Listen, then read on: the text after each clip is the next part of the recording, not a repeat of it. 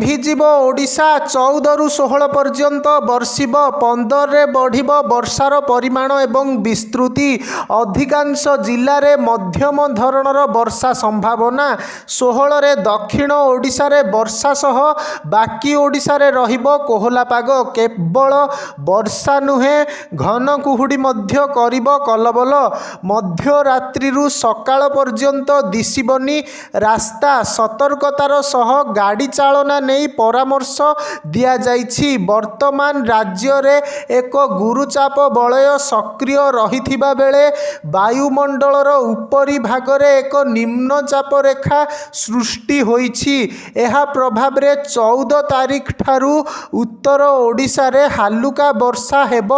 15 ତାରିଖରେ 25ଟି ଜିଲ୍ଲାରେ ମଧ୍ୟମ ଧରଣର ବର୍ଷା ହେବ ଏବଂ 5ଟି ଜିଲ୍ଲାରେ ହାଲୁକା ବର୍ଷା ହେବ। ସେହିଭଳି 16 ତାରିଖରେ ଦକ୍ଷିଣ ଓଡ଼ିଶାର ସବୁ ଜିଲ୍ଲାରେ ବର୍ଷା ହେବ ବୋଲି ପୂର୍ବାନୁମାନ କରିଛି ଆଞ୍ଚଳିକ ପାଣିପାଗ କେନ୍ଦ୍ର। 14ରେ ଘନ କୁହୁଡ଼ି ନେଇ 12ଟି ଜିଲ୍ଲାକୁ ୟେଲୋ ଆଲର୍ଟ ଜାରି କରାଯାଇଥିବା ବେଳେ 15 ତାରିଖରେ 10ଟି ଜିଲ୍ଲାକୁ ସତର୍କ କରାଯାଇଛି। ମଧ୍ୟରାତ୍ରିରୁ ସକାଳ ପର୍ଯ୍ୟନ୍ତ ରହିବ ଘନ କୁହୁଡ଼ି। ବାଲେଶ୍ୱର, ଭଦ୍ରକ, କେନ୍ଦ୍ରାପଡ଼ା, ଜଗତସିଂହପୁର, କଟକ, ପୁରୀ, ଖୋର୍ଦ୍ଧା, ଯାଜପୁର, ଢେଙ୍କାନାଳ, ଅନୁଗୁଳ, କନ୍ଧମାଳ ଏବଂ ନୟାଗଡ଼ରେ ଭିଜିବିଲିଟି 50 ରୁ 200 ମିଟର ମଧ୍ୟରେ ରହିବ।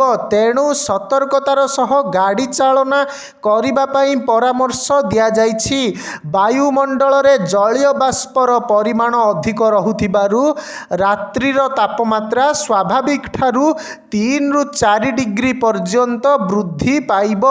ବର୍ଷା ପ୍ରଭାବରେ 14 ରୁ 16 ତାରିଖ ପର୍ଯ୍ୟନ୍ତ ଦିନର ବି ତାପମାତ୍ରା କମିବ।